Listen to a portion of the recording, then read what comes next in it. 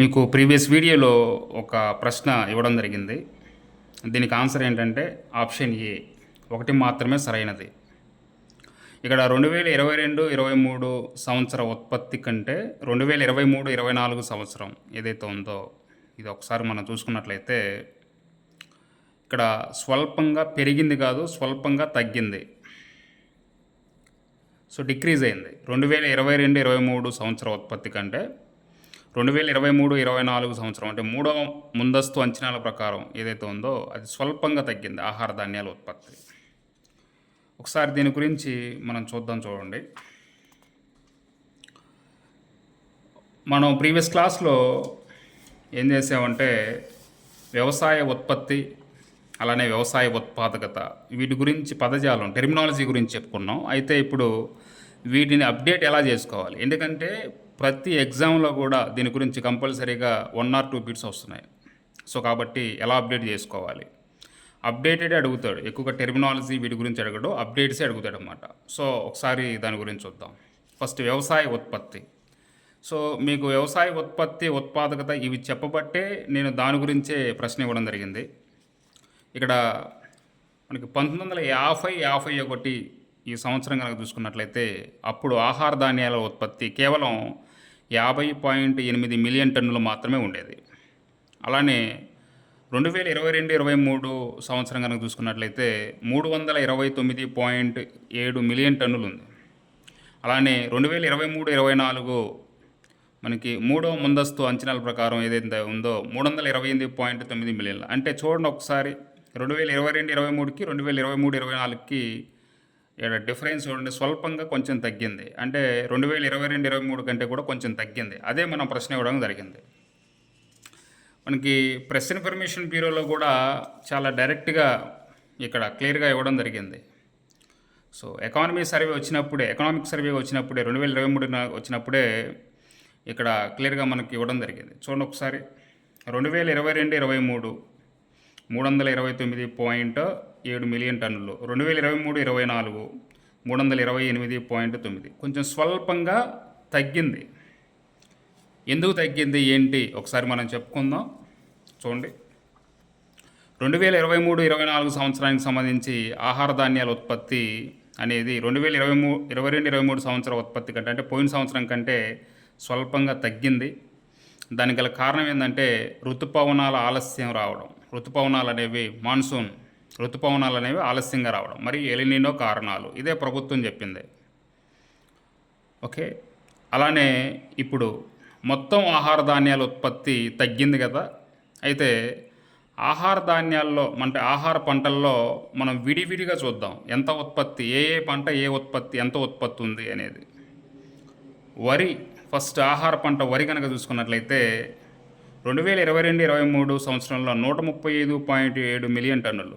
అదే 2023-24 సంవత్సరానికి వచ్చేసరికి 136.7, అంటే స్వల్పంగా పెరిగింది కొంచెం. ఇక్కడ అంటే విడివిడిగా చూసుకుంటున్నాం మనం. ఇక్కడ మనకి ఎగ్జామ్లో కూడా విడివిడిగా అడుగుతాడు ఒక్కోసారి. అలానే గోధుమ 110.5 మిలియన్ టన్నులు, 2023-24 వచ్చేసరికి ఇది స్వల్పంగా పెరిగింది కొంచెం, 112.9 మిలియన్ టన్నులు. అలానే ముతక ధాన్యాలు 57.3 మిలియన్ టన్నులు, ఇది వచ్చేసరికి 54.7 మిలియన్ టన్నులు, అంటే చాలా వరకు తగ్గిపోయింది. అలానే పప్పు ధాన్యాలు పల్సెస్ అంటారు 26.01 మిలియన్ టన్నులు, 24.5 మిలియన్ టన్నులు, అంటే ఇది కూడా తగ్గిపోయింది, ఈ ఉత్పత్తి కూడా తగ్గిపోయింది. అలానే నూనె గింజలు మోస్ట్ ఇంపార్టెంట్ మనకు అడుగుతూ ఉంటాడన్నమాట. 41.4 మిలియన్ టన్నులు, ఇక్కడికి వచ్చేసి 39.6 మిలియన్, అంటే స్వల్పంగా తగ్గిపోయింది. ఓకే, ఇలాంటివి మనం అడుగుతాడు. అంటే ఇప్పుడు వ్యవసాయ ఉత్పత్తి ఏ విధంగా అప్డేట్ చేసుకోవాలో చూసాం. ఫస్ట్ మనం టెర్మినాలజీలో భాగంగా వ్యవసాయ ఉత్పత్తి చెప్పుకున్నాం. ఫస్ట్ ఎలా మనం అప్డేట్ చేసుకోవాలి అనేది మనం చూసుకున్నాం. అలానే నెక్స్ట్ ఇక్కడ ముతక ధాన్యాలు అంటే చూడండి, ముతక ధాన్యాలు దాని అర్థం ఏంటంటే, ఉదాహరణ ఏంటంటే జొన్న, మొక్కజొన్న, బార్లీ ఇలాంటివి. అలానే పప్పు ధాన్యాలు అంటే కంది, పెసర, మినుములు ఇలాంటివి అనమాట. సో ఇది అలానే వ్యవసాయంలో ఉత్పాదకత, ఇది కూడా మనం చెప్పుకున్నాం కదా, ఈ టెర్మినాలజీ గురించి కూడా చెప్పుకున్నాం కదా. ఒక సంవత్సర కాలంలో 1 హెక్టారులో పండిన పంట పరిమాణమే మనం దిగుబడి లేదా వ్యవసాయ ఉత్పాదకత అంటాం. అంటే ఇక్కడ చూడండి, సాగు భూమి నాణ్యత, అలానే తగిన నీటిపారుదల సౌకర్యాల కల్పన, అలానే మేలు రకం విత్తనాలు, ఎరువుల వాడకం లాంటివి పంటల ఉత్పాదకతను ప్రభావితం చేస్తాయి. ఇప్పుడు ఉదాహరణకి భూమి బాగోలేదు, సాగు భూమి నాణ్యత లేదు, ఉత్పాదకత తగ్గిపోతుంది. అలానే నాసి రకం విత్తనాలు వాడాం, ఉత్పాదకత తగ్గిపోతుంది, అంటే దిగుబడి తగ్గిపోతుంది. అలానే నీటిపారుదల అసలే లేవు, సో ఉత్పాదకత అంటే దిగుబడి అనేది తగ్గిపోతుంది. అంటే ఉత్పాదకత పెరగాలంటే ఇవి కూడా ఎక్కువగా సాగు భూమి నాణ్యత ఉండాలి, నీటిపారుదల సౌకర్యాలు ఎక్కువగా ఉండాలి, మేలు రకమైన విత్తనాలు వాడాలి. సో ఇంకా చూడండి ఒకసారి, మనం ఉత్పాదకత కానీ మనం చూసుకున్నట్లయితే ఇక్కడ హరిత విప్లవానికంటే ముందు ఉత్పాదకత అంటే దిగుబడి ఏ విధంగా ఉంది, హరిత విప్లవం తర్వాత ఉత్పాదకత ఏ విధంగా ఉంది అనేది చూడాలి. మనకి ఎగ్జామ్లో ఇలానే అడుగుతాడు. ఇది క్లియర్గా చూసుకున్నట్లయితే సాంప్రదాయ లేదా పాత పద్ధతుల్లో వ్యవసాయం చేయడం వల్ల తగ్గిపోయింది హరిత విప్లవానికంటే ముందు. హరిత విప్లవం వచ్చిన తర్వాత ఉత్పాదకత పెరిగిపోయింది. హరిత విప్లవానికంటే ఉత్పాదకత తగ్గిపోయింది, హరిత విప్లవం వచ్చిన తర్వాత ఉత్పాదకత పెరిగిపోయింది. ఎందుకని? మనం నూతన వ్యవసాయ వ్యూహం అమలు చేసాం, అలానే అధిక దిగుబడి వంగడాలను మనం తెచ్చుకున్నాం, అలానే ఎరువులు, అలానే క్రిమిసంహారక మందులు వాడకం, వీటి వల్ల ఏంటంటే ఉత్పాదకత పెరిగిపోయిందనమాట. సో కాబట్టి దీని గురించి ఇది చూడాలి. అలానే నెక్స్ట్ మనం ఉత్పాదకత విషయంలో ఇక్కడ ఏ పంటకి ఎంత ఉత్పాదకత ఉంది అంటే పర్ హెక్టార్ చూసుకోవాలి. అలానే కేజీ పర్ హెక్టార్ ఇక్కడ మనం చూస్తున్నాం. మనకి కేజీ పర్ హెక్టార్ ఇక్కడ మనం చూస్తున్నాం. వరి వచ్చేసి 2022-23లో 28-38 కేజీ పర్ హెక్టార్ ఉంటే 2022-23-24 థర్డ్ అడ్వాన్స్ ఎస్టిమేషన్లో 28-73 కేజీ పర్ హెక్టార్ ఉంది, అంటే స్వల్పంగా కొంచెం పెరిగింది.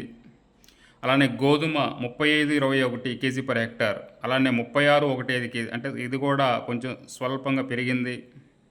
అలానే నూనె గింజలు 1368 కేజీ పర్ హెక్టార్, ఇది 1316, అంటే కొంచెం తగ్గింది. పప్పు ధాన్యాలు 902 KG per hectare, 907 KG per hectare, కొంచెం పెరిగింది. అంటే ఆహార పంటల విషయంలో కూడా మనం చూడాలి. ఇవన్నీ మీకు అఫీషియల్ వెబ్సైట్స్ నుంచి మీకు చెప్పడం జరుగుతుందండి. మీకు ప్రొడక్షన్ కూడా ఇక్కడ చూడండి, ఎకనామిక్ సర్వే 2023-24 స్టాటిస్టికల్ అపెండిక్స్ ఏదైతే ఉందో దాని నుంచి నేను నేరుగా తీసి మీకు చెప్పడం జరుగుతుంది. చూడండి ఒకసారి, ఫుడ్ గ్రెయిన్స్ ఇక్కడ కూడా చూసుకోవచ్చు. 2022-23 329.7, 2023-24 328.9 మనకి అఫీషియల్ వెబ్సైట్స్ నుంచి మీకు తీసి చెప్పడం జరుగుతుంది. ఓకే, ప్రతిదీ కూడా. పల్సెస్ చూడండి, 26.1 మిలియన్ టన్నులు, 24.5 మిలియన్ టన్నులు, ఇదే కదా మనం చెప్పుకుంది. అట్లా ప్రతిదీ కూడా మనం అఫీషియల్ వెబ్సైట్స్ నుంచి తీసి చెప్పడం జరుగుతుందన్నమాట. అంటే ఉత్పాదకత కూడా చూసుకోండి. ఇక దాని తర్వాత నెక్స్ట్ ఇంకా మనం ఏం చేసాం, పంటల సరళి అలానే పంటల విధానం గురించి మాట్లాడుకున్నాం. అంటే మన దేశంలో ఏ పంటలు ఎవరు ఎక్కువ అంటే ఏ రాష్ట్రాలు పండిస్తున్నాయి అనేది కూడా మనం ఇక్కడ నేర్చుకోవాలి. సో చూడండి ఒకసారి, ఫస్ట్ ఆహార పంటల్లో మనం కనుక చూసుకున్నట్లయితే ఇక్కడ వరి, గోధుమ చాలా ఇంపార్టెంట్, ఎప్పుడు కూడా అడుగుతూ ఉంటాడు ఎగ్జామ్లో. సో వరి కనుక చూసుకున్నట్లయితే రైస్ టాప్లో తెలంగాణ ఉంది.